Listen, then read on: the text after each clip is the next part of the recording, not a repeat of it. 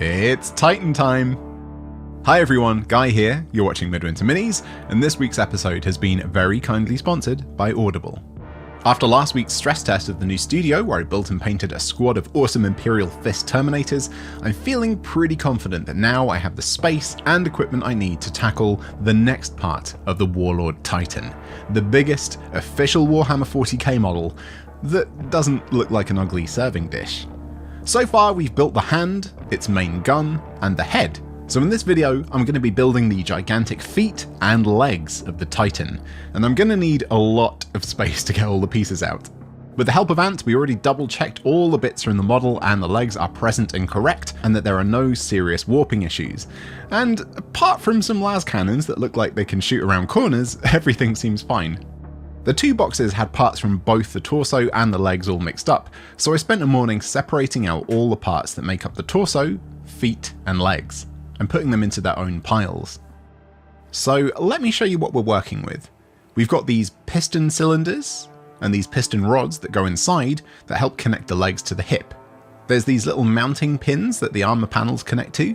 These parts make up the bulk of the hip, with these weird personal massager looking things making a ball and socket joint with the thighs.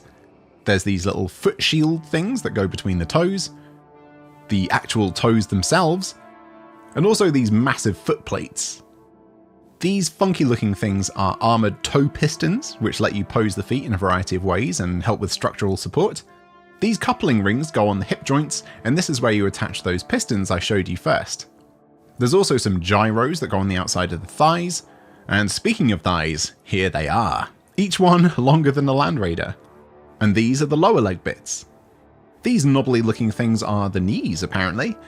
And then we finally got lots of armor panels that go all over the legs and crotch. While I was organising this lot, my friend Steve dropped by to offer some encouragement.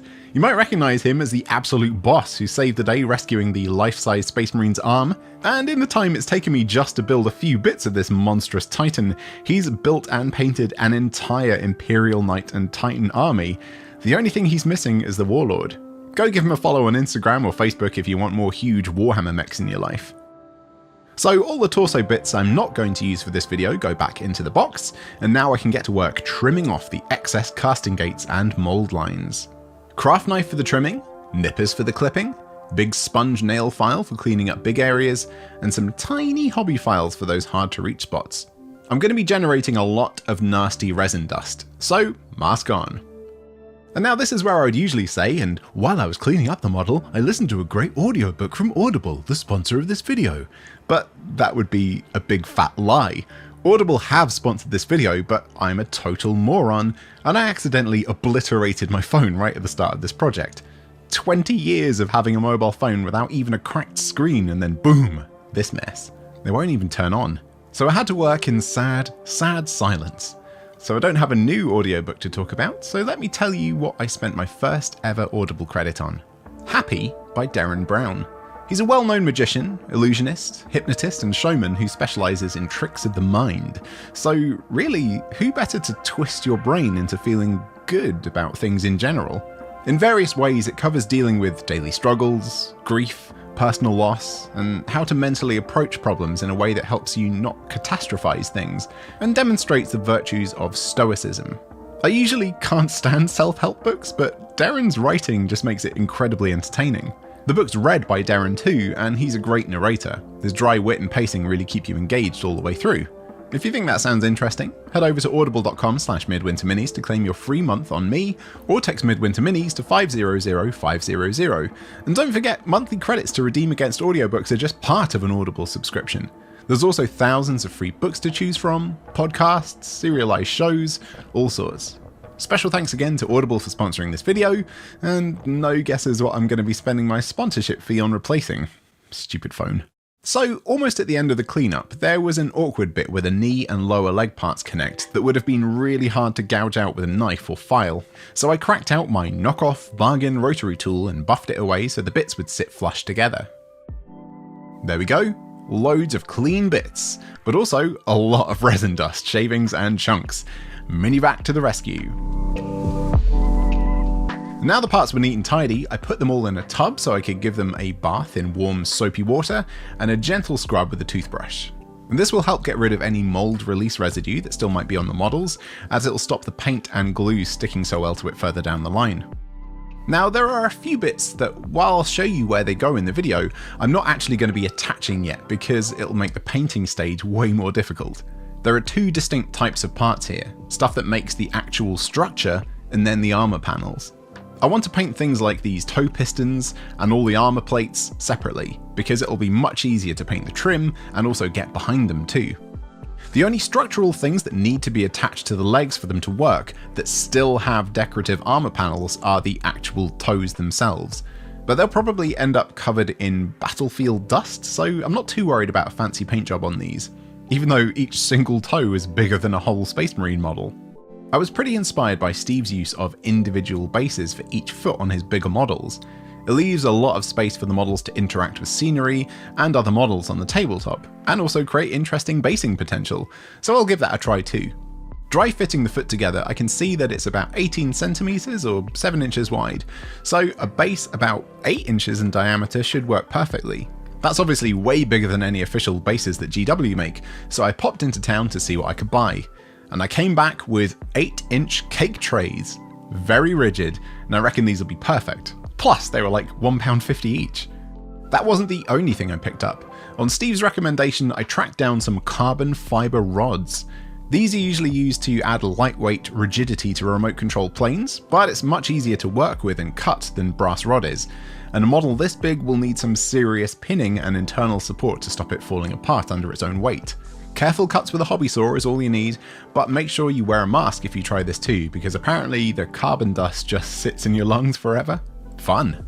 This rod is 3mm in diameter, so I grabbed a 3mm drill bit and tested out the fit on one of the hundreds of resin sprues that I've gained since starting this project.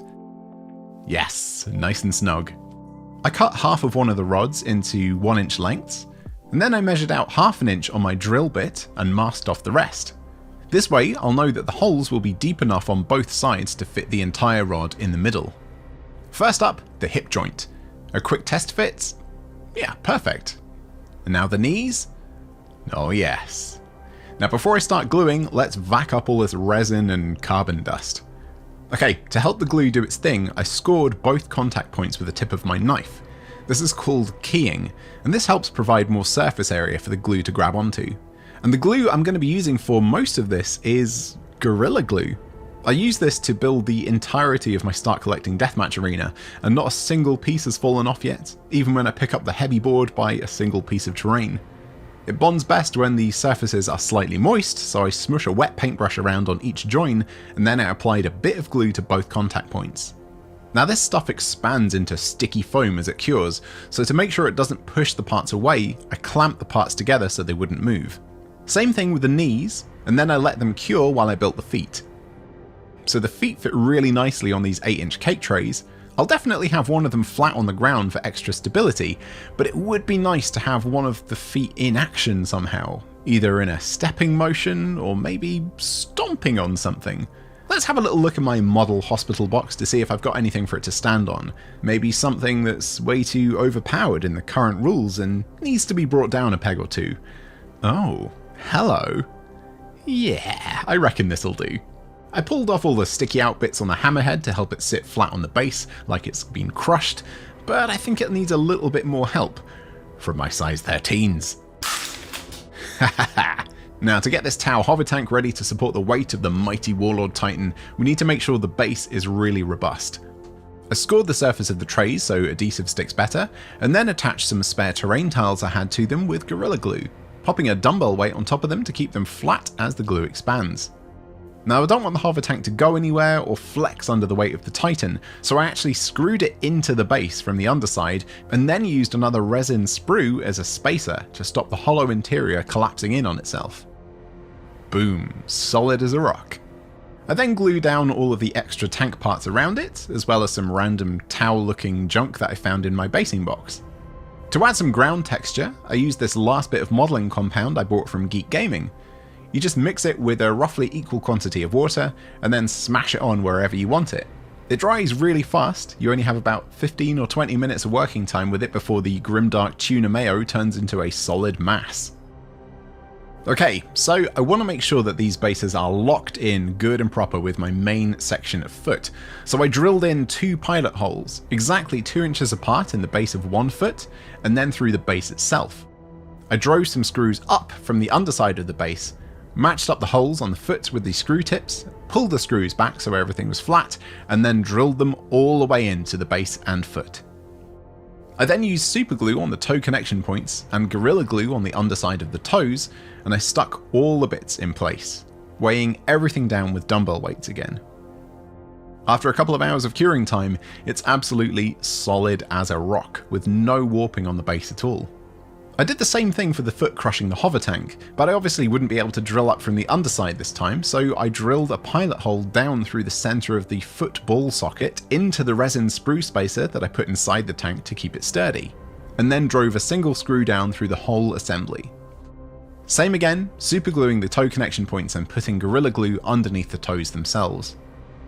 Alright, it's time for more rods, and these will help keep the legs vertical while the glue sets. I did a quick dry fit to make sure everything's going to go together how it looks in my mind, and yeah, more or less. The left leg might be slightly higher, so the whole body might tilt a degree or two to the right, but that'll be fine, I'm sure. Barely an extreme pose like the manual warns about. Once I was happy with the pose, I marked the angle that the thigh comes off the knee with my knife so I can set it again later, drilled out the center of each knee and matched up with the connection points on the thigh, and glued them together, with a carbon rod in the middle to brace the weight. I clamped it nice and tight to stop it shifting while it cured, and a few hours later, these 2 parts are inseparable. There's a little bit of glue foam seepage, but we can fix that later by scraping it away, and realistically, it's probably going to be hidden by armor panels anyway. To figure out where to drill the rod support hole on the base of the ankle, I added a dot of white paint to the top of the rod, and then carefully laid it down exactly where the leg will contact, looking down from the top to make sure I get it right. After drilling the holes and scoring the joints, I was ready to go. Now the manual definitely doesn't give you any advice on how to stop the legs from moving while the glue cures, so I had to come up with my own solution. I grabbed my electric drill and drilled a shallow hole into one of the areas that will be hidden by pistons later. It's really heavy and yeah, that's going nowhere. And while that was drying, I glued these hip piston rings on, with the left ring facing slightly more forward than the right ring, matching the leg poses, which should make connecting the pistons a bit easier later. Okay, a few hours later, let's see if this has worked. Wow, pretty decent actually, no movement in any of the parts at all. It feels really solid. So I basically did the same thing with the other leg, but this time I have to be really careful to make sure the tops of each leg are roughly the same height, otherwise the Titan's body will flop too much to one side and might fall over, which would be no fun. I balanced a spirit level on top of the legs, and yeah, I mean, no good for a bathroom cabinet, but it's close enough for Warhammer. Same deal again with using the weight of the drill to stop it moving while it dried, and a few hours later, we've got 2 legs. And the hip sits nicely between them. Score. And still absolutely no warping on the bases. Amazing. Time to connect the big robo hips to these saucy legs. I obviously need to pin it to make sure it has as much structural support as possible, but getting the angle right with the carbon rods in the middle will be awkward to assemble. So instead, I'm going to glue everything together with fast drying epoxy, and then drive a screw directly into the hip through this point in the thigh. This area is covered by these little gyro things, so it'll be invisible, but you've seen this video, so you'll know the absolutely filthy corner cutting that went on. So, gloves on, mix that 2-part resin, paint it on the parts that are going to be glued, and then manhandle it together, making sure the pose and angles are right. And then clamp it up quick. After just 20 minutes, this thing is solid. Picking it up doesn't even feel risky. Dirty drilling time. I weighed down the base again to stop the model from slipping, and then drilled a 4mm pilot hole into each hip, straight through the thigh. I carved out a little recess for the head of the screw to sit in. I need the gyro bits to sit flush in there after all. A bit of super glue on the screw? Yeah, why not? In for a penny, in for a pound. And here we go. Nailed it! I mean, screwed it! Same deal on the other side, and then I glued the gyro pieces on too. That's the structure almost done, just the hip pistons left. And these are a bit of a bugger. First, you have to dry fit the piston to see if you need to shorten the shaft a bit, and then add a bit of glue to the shaft of the piston rods, stick it in the tube, and then add glue to both ends of the piston assembly and attach it to the right bits of the coupler before the glue you put on the shaft sets, and, in theory, without getting glue all over your fingers. Tricky, but not impossible. Shame there's 10 of them. Anyway, after much accidental finger sticking, here they all are. I think I should have shifted the coupling ring on each of them a little bit to make the angles a bit straighter, but oh well, I think it looks pretty cool as is. I carved off some of the excess glue that had seeped out of the joints during the curing process, and then, oh man, I think we're actually done. Even though I said I'm not attaching them yet to make it easier to paint, let's just tack a few of these armor panels on to see what it's going to look like. Oh yes, this thing is an absolute beast. Now I know it's hard to get an idea of just how big this is when it's in a video, even though it's just the legs at the moment. Let me show you some size comparisons with things that might be familiar to you. Here's my other biggest Imperium model, an Imperial Knight, and it doesn't even go up to this thing's knees. Yeah, Space Marine, Dreadnought, Whirlwind, Imperial Knight. Oh mama, this thing is enormous. I mean, it's still titchy compared to my scrap Orc Gargant, but we'll see how it looks once the body and weapons are all attached. Now, this crushed hammerhead gunship definitely looks cool on the base, but is it a realistic in-game scenario? Let's roll some dice and see if it could actually happen. The Warlord Titan has just 4 attacks in its base profile, but the Warlord Feat weapon special rule lets you roll 2 hits for each attack instead of 1, so that's going to be 8 attacks coming in at the hammerhead if it made a successful charge. Now, in normal games of 40k, the hammerhead is nothing to be sniffed at. 13 wounds, toughness 7, and a 3+ save, and let's not even talk about that mortal wound monster of a railgun it has. But can it hold up against the Titan's mighty feat? 8 attacks coming in, let's assume the Titan hasn't lost the 60 wounds it needs to suffer to bring its weapon skill down from hitting on 4s to hitting on 5s. Ooh, a bit of unlucky rolling, only 3 hits. Now this is strength 9 against toughness 7. Needing a 3+? Nice, all of them wound. Now, as I said, the hammerhead has a 3+ armor save, but the Titan's feat profile says it has a -4 AP, so the hammerhead won't get any saves at all. The Tau hover tank starts with 13 wounds, but each successful wound roll of the Titan feat causes 5 damage, so that's 15 in total? Yep, looks like this is a pretty realistic scenario. I mean, you'd sort of expect that, considering the Titan is almost 30 times the point cost and 40 times the actual cash price of the hammerhead. And I suppose that's it for this video. If you're interested in how I shot the photo for the video thumbnail, this is the setup. A black fabric backdrop hung on 2 mic stands, a red light coming in from the left, a blue light coming in from the right, a warm light backlighting from the left, and a neutral light hitting from the front. Don't forget to hit the like button if you enjoyed this video, and before you go, drop me a comment on what colour scheme you think this model should have. I'm still undecided. While you type out that comment, let me quickly thank this week's awesome new Patreon supporters.